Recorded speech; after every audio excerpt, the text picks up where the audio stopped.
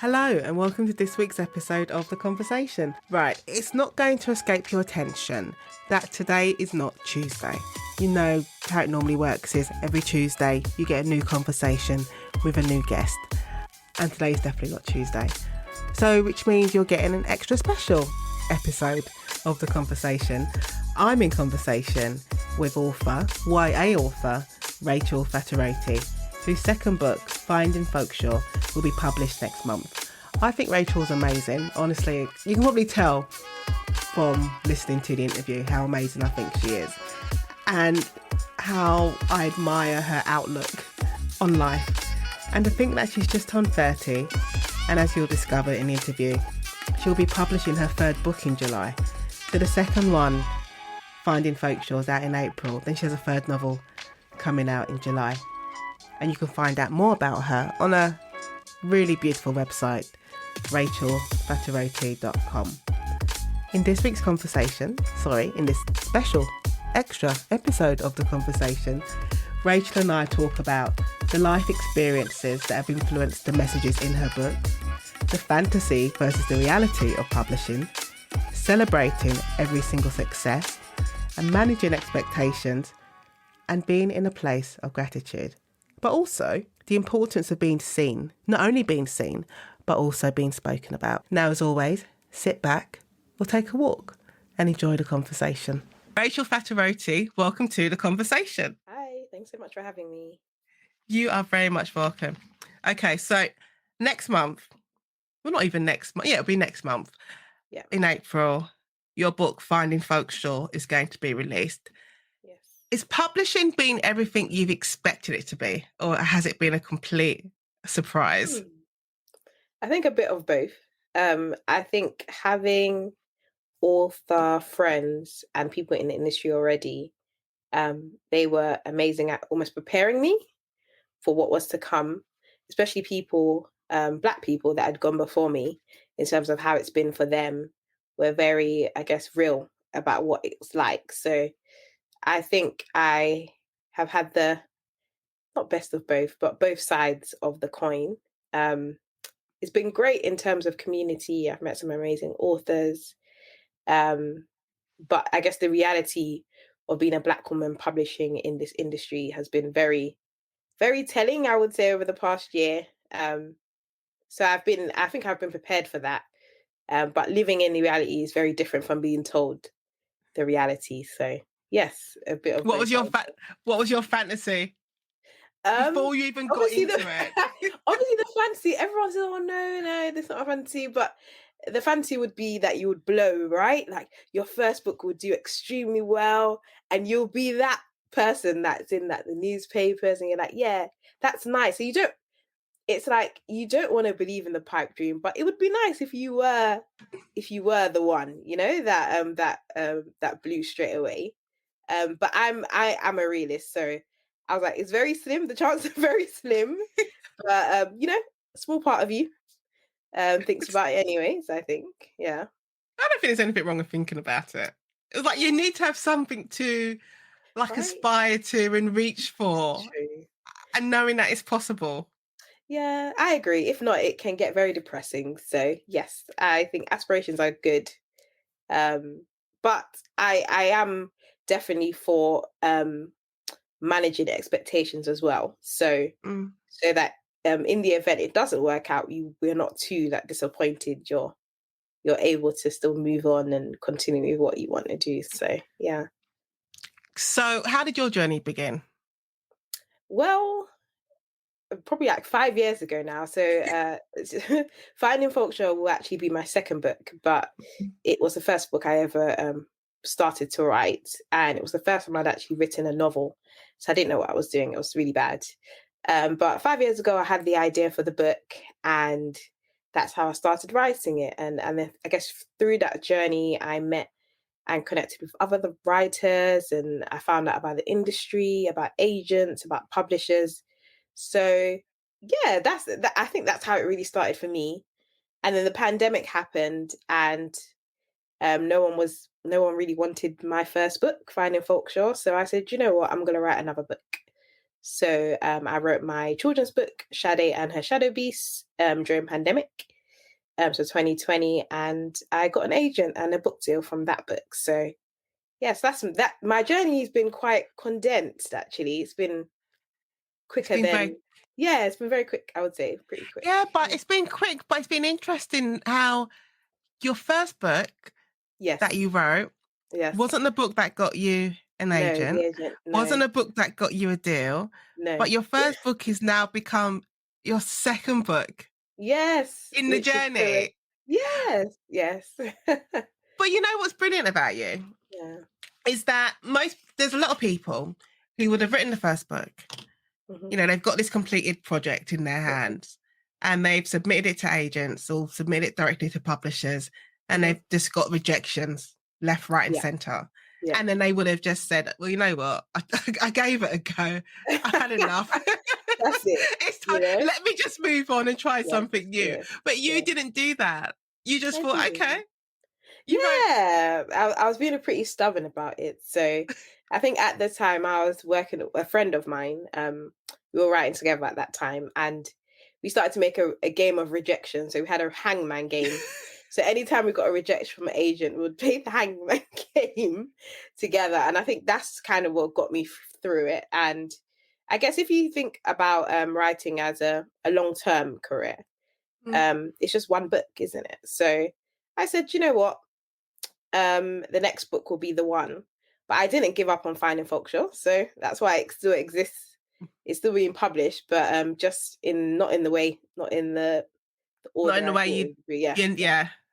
yeah, yeah. So Yes. what did you want to do before? Because you're quite young. Because you just told me before Yes. we started recording that you Yes. just turned 30, and I'm Yes. looking at you on the screen, and I'm like, she's a baby. She just turned 30. Like, I remember turning 30. No, That's such a no, great time. no. And you wrote your first book, you said 5 years ago. So what were you doing before that? What did you want for yourself? I think I've always been a let's see how it goes, and what I'm passionate about then is how it's gonna go. So I'd actually trained straight out of uni to be a teacher. So I was a teacher for 3 months. So I did my whole PGCE and everything. I was like, yes, I'm gonna come in and change the system. I'm gonna be that teacher. Then after 3 months, I was like, yeah, no, I can't do this. It's like too much stress. I'm not doing this. So I quit. I'm very big on leaving stuff if I'm not happy in it. So Just move on. maybe it's yeah. I think maybe it's definitely the youngest sibling syndrome, I should call it, because my sister, she's the oldest, and she never. I don't know if she's ever quit before. How many of there are Her you? jobs. So three of us. Right. I feel like by the time my parents got to me, everyone was just tired. So I've just kind of just I've had a very different life than my siblings. Let's just put it that way. But yes, I studied English and history at university. Then I was like, okay, I want to be an English teacher. I love reading. I love interacting with kids. So I wanted to be a teacher. And so I quit. After that, I coasted for a while and then got into publishing actually for a few years. I was in educational publishing, which I loved as well. And I think it was right before that that I started to work on my first novel before getting into e-learning. So I'm in digital learning as well as writing right now. So yeah, that's my career so far. Yeah. You know, it's great. Not what's great. I was just thinking about the whole younger sibling thing because Mhm. I'm the oldest out of three. Yeah. And when it came to my younger brother, my mum would always say they've already got everything set up for them. So Yeah. there's nothing for them to like fight for Yeah. because it's already there because they've Okay. got it through there too from their older siblings. Yeah. So then when it comes for them to take a change, it's like, yeah, I'm off. I'm Yeah. moving on. I'm done. I'm done. But my sister always used to say, "You don't understand how easy you have it," but to be honest, I get it because my parents came over from Nigeria in the 80s, and they had my sister, and all of their expectations and dreams and aspirations were on her, wasn't it? So she ended up being the one that has to be very studious. She studied law. Oh, she did. Yes. She did. Well, that's what parents. I think, Yeah. and I always hesitate to say the word immigrant parents because it's what society will say you're immigrants, but you never feel as though you're I an don't. immigrant. Yeah. As far as Yeah. you're concerned, your family's Nigerian. As far as I'm Yeah. concerned, my family's Grenadians. Only other people saying, "Oh, you're from an immigrant family." I'm like, immigrant from where? Yes. Like, I just, I just belong. But you growing up, you're very aware of those expectations on your Yes, siblings.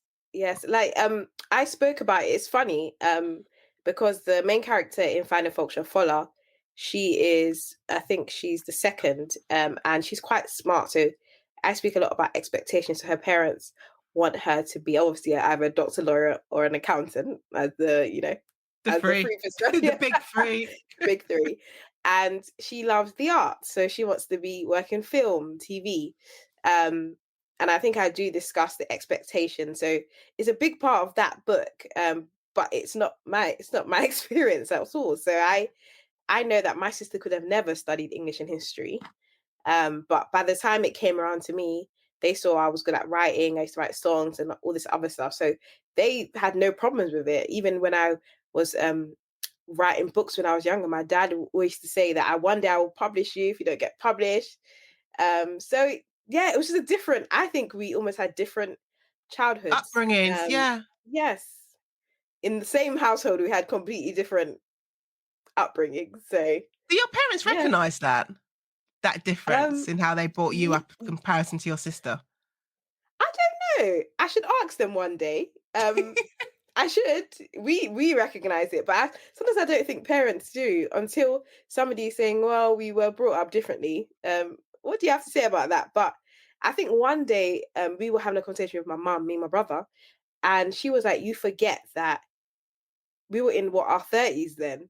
We didn't really know what we were doing. So it's almost like you forget your parents were once your age and think about you at your age. Do you even know what you're doing? So it's almost like coming from a different country, having to retrain again because of my parents were educated in Nigeria, but a lot of the qualifications aren't Recognise. recognized here. So they literally had to come over, and my dad was a taxi driver, and my mum had to clean, even though they were qualified, and having children on top of that, and what all of this racism, all of that stuff here. And I realized, you know what, she's right. I do have to cut them some slack because I don't know how they did it. I wouldn't be able to do it. No, they So have a different pressure they than what do. we have. They do. They did. They did. So I don't think they know completely, but I think to them they were doing their best. So Mm. yeah, So what have that's you it. learned from your parents as this 30-year-old? As it, Because you're now um, 30. what have I learned? I guess perseverance. That's what I would say. A lot of I wouldn't say immigrant parents, but a lot of parents that have come over here have that drive and that spirit and that Mm. perseverance. Um, but I guess that was born out of their experiences, and our one not as much. We don't have to go through as much as they went through. Um, No, but definitely perseverance, and community. I think that's a big part of all of the books I write. Is I love emphasizing the need for community, whether it be for your family, friends, or those people around you. So I grew up in Camberwell, and I oh, loved you're living South in Camberwell. London I girl. am until I die, You're literally. Until you I are a die. fellow South London Yes, girl. until You're, I die, I say South literally. London and proud. so, so proud, literally. But yeah, I grew up in Camberwell and I loved living there.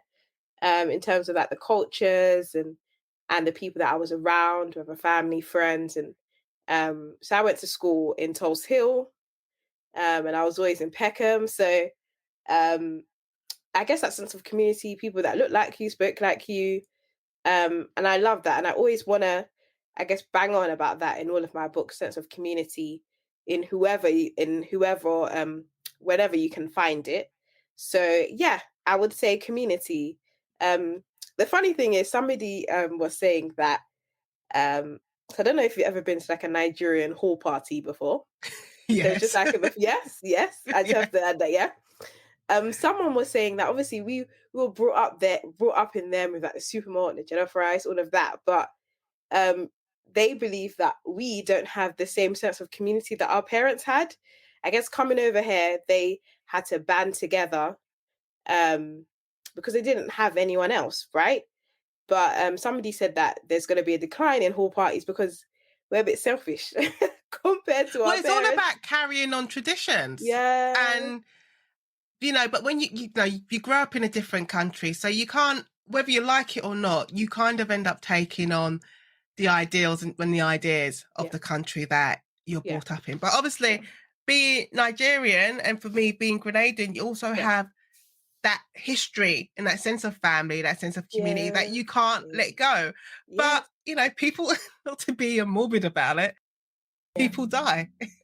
And unless people die, It's true. and No, unless someone's around to carry on yeah. those traditions will die Will die. also. And I think it's very sad 'cause sometimes I look at my aunts and uncles and my parents, I'm like, one day they won't be here and it will literally be us. We will be the Yeah. adults to the kids. Well, Um, and I'm like, oh God, we are gonna be it's us. I'm telling you, it's so weird when it happens. My brother always describes it as, you remember when it was the time when our parents were the ones standing in the kitchen at the parties and we were just running around upstairs, outside, Yeah, doing yeah, whatever. yeah, And now, because I think we were actually standing in the kitchen, me and yes. my cousin. So we're like, now we're the ones standing in the kitchen Oh my and the God. kids are running around doing the madness. There is that, it's that sense of It, transition. yeah. And it's weird when you can see it and you kind You of can see see it, the yeah. switch. It's odd because obviously a lot of my friends are now getting married and having kids. I'm like, oh my God. Um, and parents are passing, and you're like we are the adults, and if we don't Yeah, organize stuff, then nothing's gonna happen, right?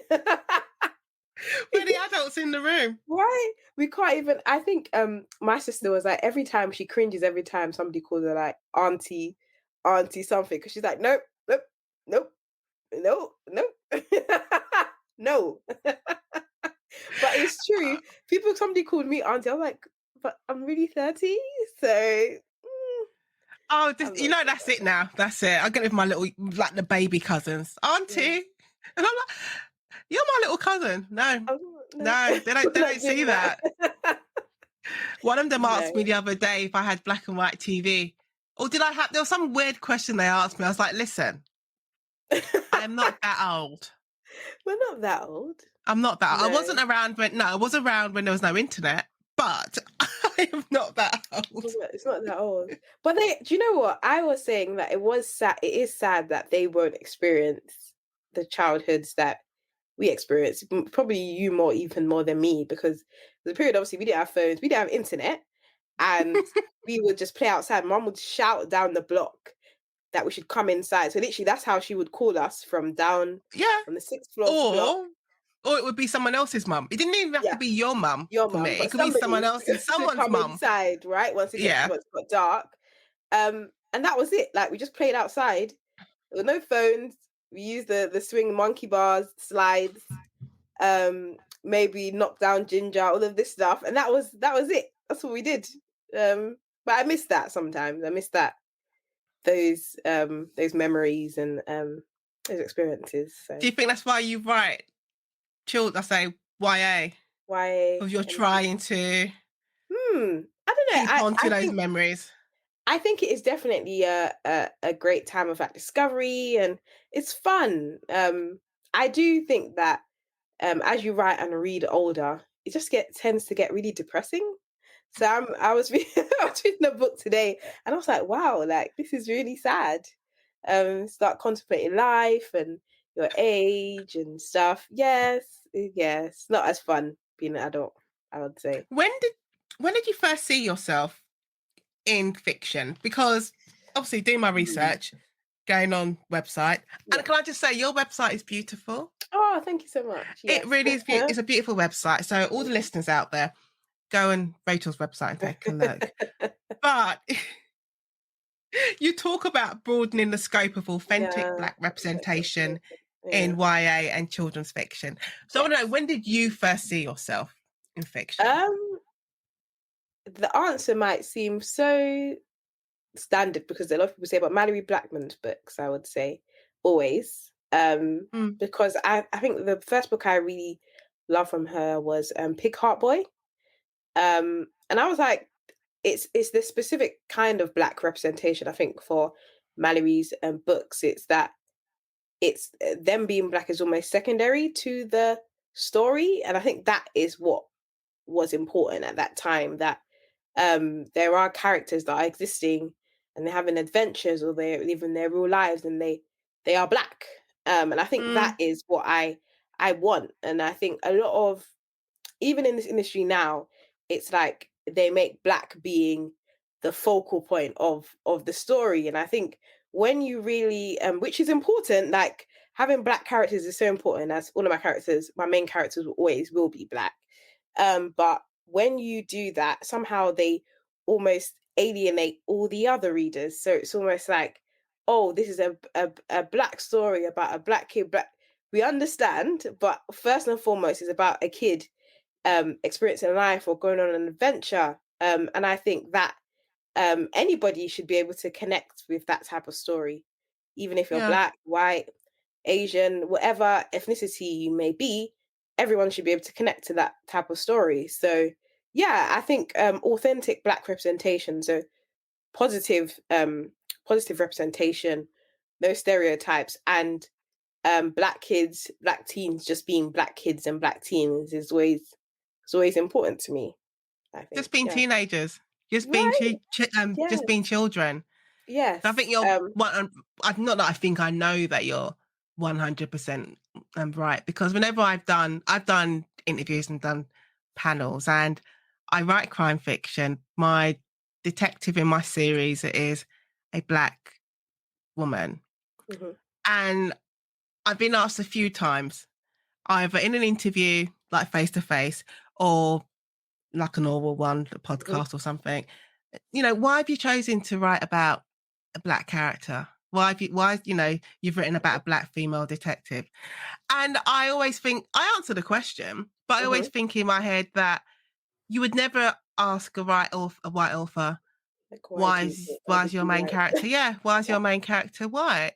What do you mean? And it's because, but when you ask the question, what you're doing is you're making it obvious or reinforcing the belief that we are other. Yeah. And then us, whether it's a Black person, Asian person, any other person of color, them taking on a role, like it's so like a flying pig event. It's so unusual. Like so it's weird. like they need to, like it's so weird. Like, how could this possibly happen? When reality is, in life, we're all just living our lives. And then do you know what? I'd said the other day that we're human. It's like literally human experience. Like, fair enough, it will differ because of our race and experience, fine. But and our class and gender and whatever, fine. But there are some things that are just human experiences. They're just universal. Right? So everyone's had their heart broken. Right? So when you say, or everyone's moved to a different house or different place, like, it's so normal. So when you say, oh, why is this person this way?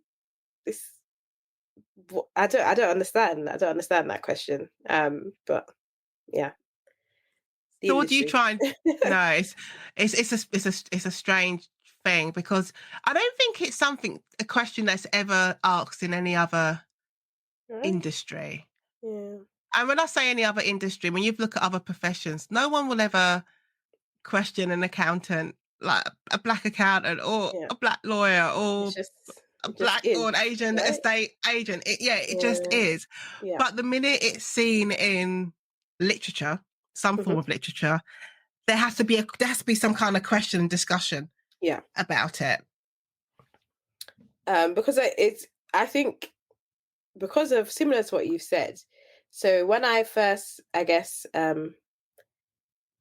started, I guess, came out properly as an author, writer, I was very big on it being in all my bios and online about Black representation. But as I've been in it after a few years, it then becomes the focal point. Like, invite me to a panel, invite me to an interview, but don't make it all about, so how can this industry help with Black representation?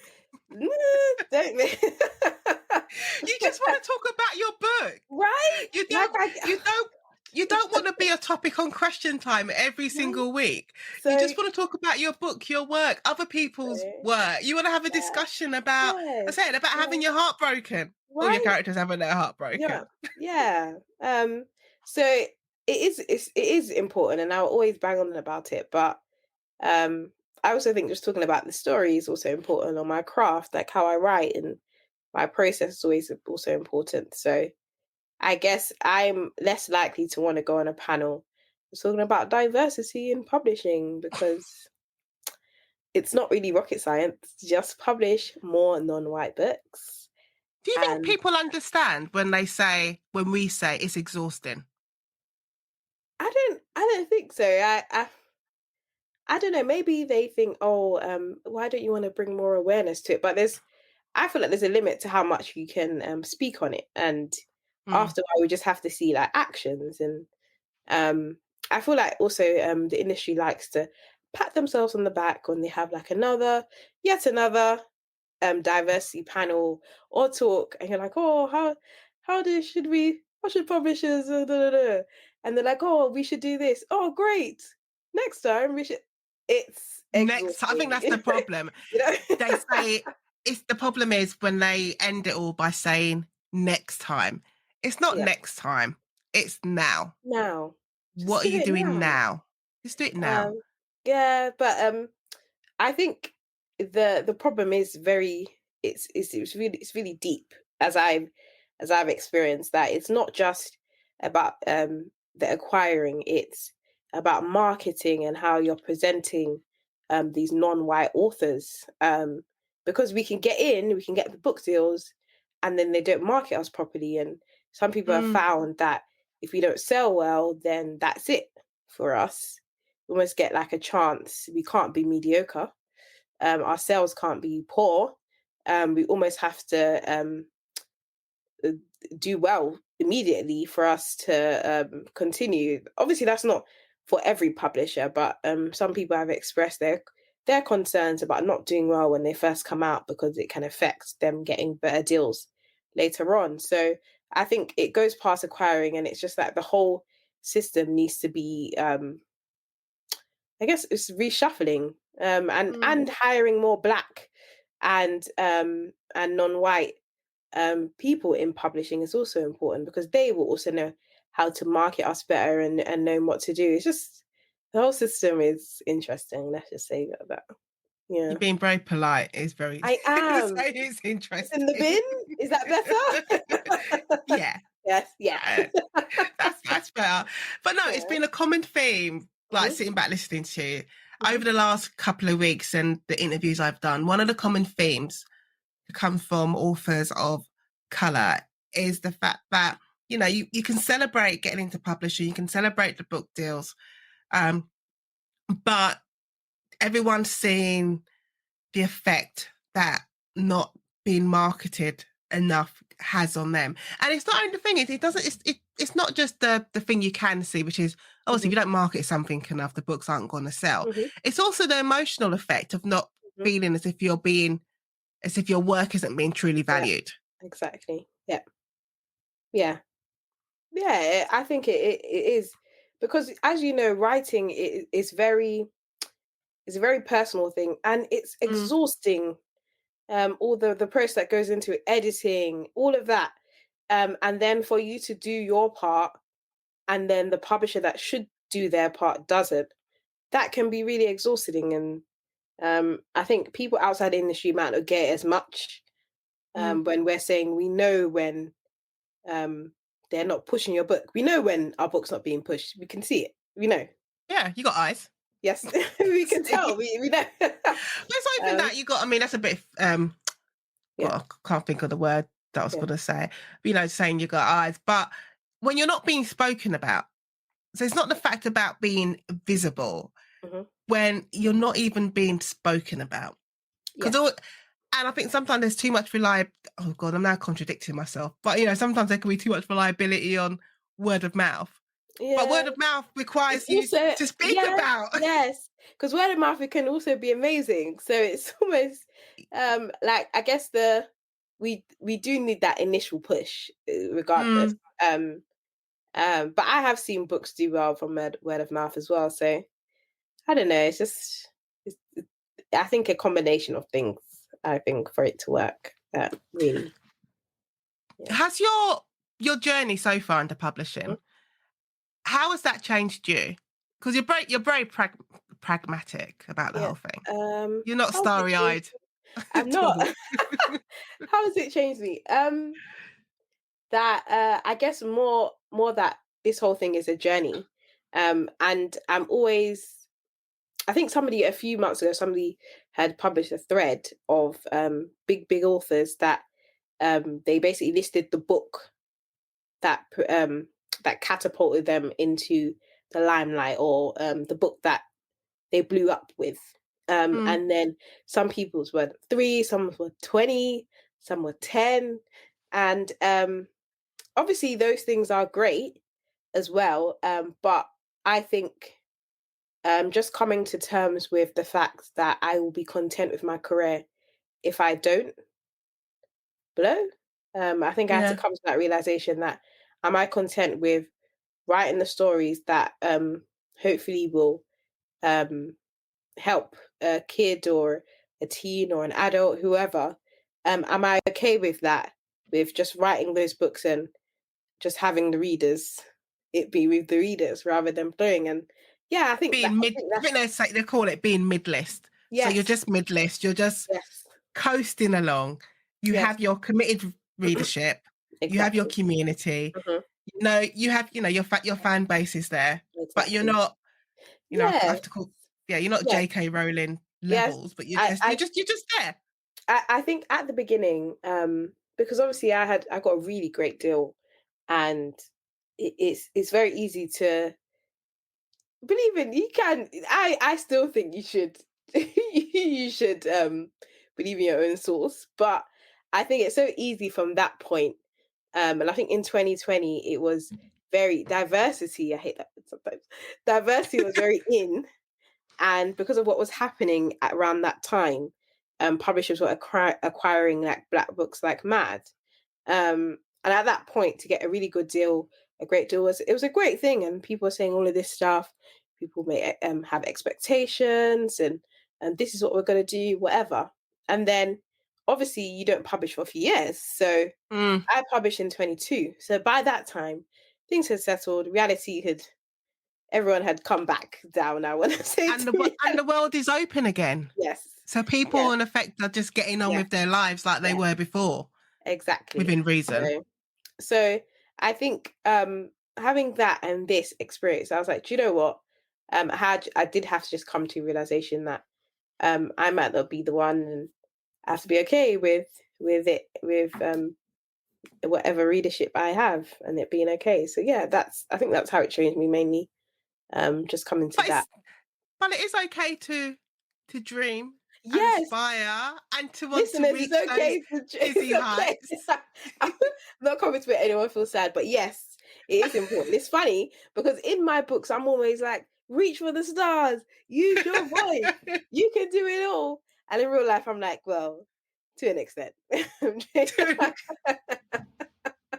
But no, it is important. I think it is always important. I do set myself goals and things, but it is important. I think it is important to dream. You have to. If you don't, you have to think that there's something bigger than your current existence, your current pool. Because if you don't, you're just going to sit there just settling with, God, I'm probably going to offend somebody. Yeah, just settling with the mundane. But and life shouldn't be about the mundane. It shouldn't be. But this is how I got here. So I had to dream at some point. I'm anyone that knows me, I am a stickler of like pushing myself. So I do have things that I wanna aspire to, but yes. What do you want to aspire to? If you allow, you got complete freedom right now. You what could was put that? anything on that list. What would What do you it want be? to aspire to? I actually have a. Okay, so one of the things I've always wanted to have some form of charity. I think some form of book charity. I don't know what form, but I just want to give books to kids and help children in some way. So for some form of charity would be great. Um, I think that's it. And the other one is that I'm free to write in it's not even I'm free, that I do end up writing in whatever age or genre that I want to, really. With And I no don't have to think, restrictions. yeah, and I don't have to think about like my brand and all of that wonderful stuff. Yeah. Was that ever a surprise to you? The fact that this writing, I'm going to say business, is hmm a business? Or were you always aware of that from the very beginning? That No, there's no. Mm. it's like you're told it, and it's a business. But when you get in, you're like, no, this is really a this is really a business. So fair enough. You have your creative um ideas, and you have your oh, this is what it's gonna be like. But at the end of the day, your publisher needs to make money. So um and I think that being in publishing, I realized with anything else, especially growing up, your parents would be like, yeah, you work hard and you can get it all, you can achieve great things. But in publishing, you work hard and sometimes you don't get it all. You Oh, can write it, do you know? yeah. I don't I think think I've that's had, what, yeah, yeah. listeners can tell me if I'm wrong, but I don't think I've had anyone say it quite so clearly and Mm. bluntly. You can work your ass off, basically, Yes. and you're not getting the rewards for Yes. it. And that could Yeah. be, if you want to, strip it down to hmm basics and be quite crude about it, hmm you're not seeing the financial rewards of it. You're not Yeah, seeing the accolades from exactly. your hard work. You're not seeing yourself on the list. Yep. You're not getting the awards. So um I think it's life though, but that is publishing. I think if one thing I've taken away from it is it doesn't matter how bad the book is, if it sells for a publisher, then they will be behind it. Yeah. But how does that make you feel, though?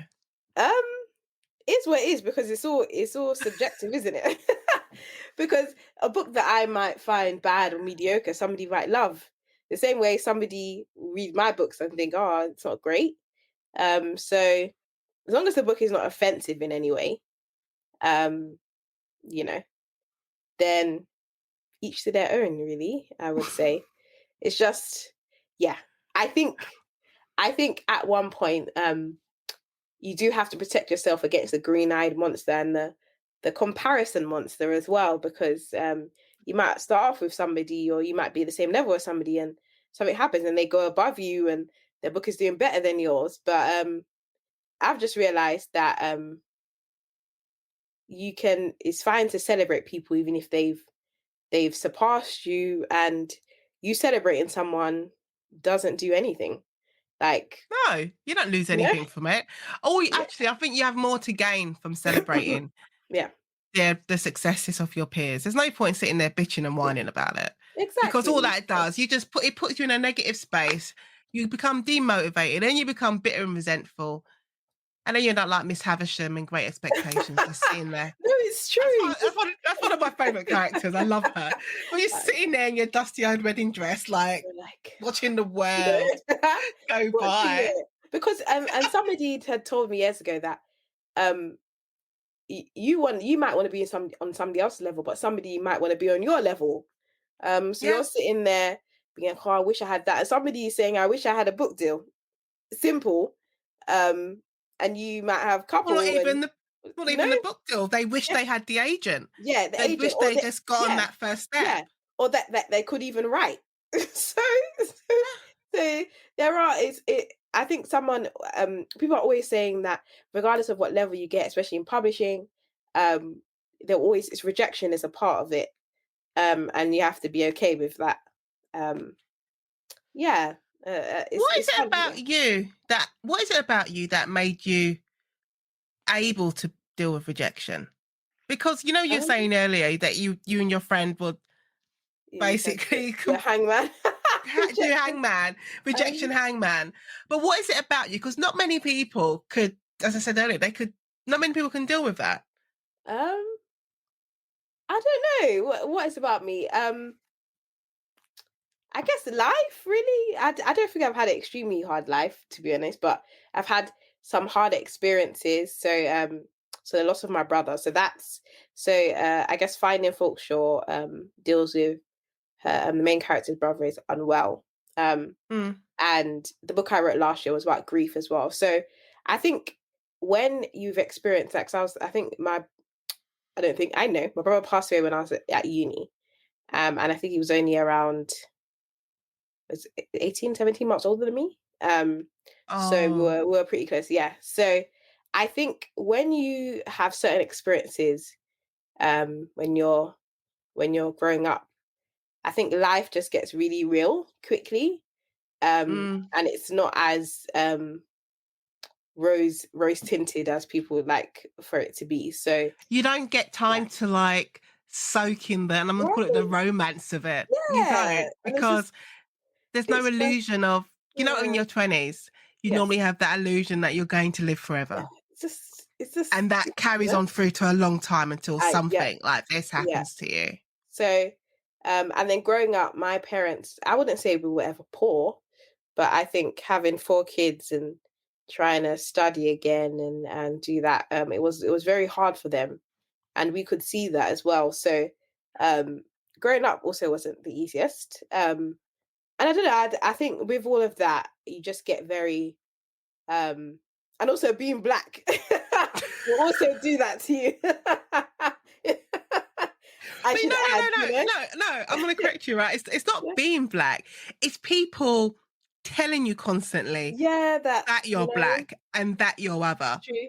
Because I've always said, you don't wait, there's not one black or Asian person or just a person of colour who wakes up in the morning, goes to the bathroom, looks in the mirror and says, I'm a black person today. I'm an Asian person. No one does that. But it's only when you go outside the safety and the peace of your 4 walls that society tells you that you are other, or they reduce you down to acronyms. Like, I get very offended if someone describes me as being a BAME author. I am not 4 letters. I hate it so much. Yeah. But then, it's just, no. But yes, all of that, because by far, I don't think I've had as like a traumatic past as others that I've had. But I think just certain key points in my life have helped shape me into the person I am, I would say. But losing your brother, that, I mean, I couldn't imagine it.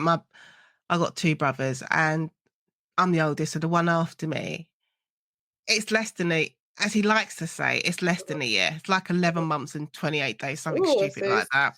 Yeah, because our birthdays are, there's a year. His birthday's 2 days before mine, so we're the same age. Wow. Okay. 2 days. Oh my God. Yeah, because and I couldn't imagine it.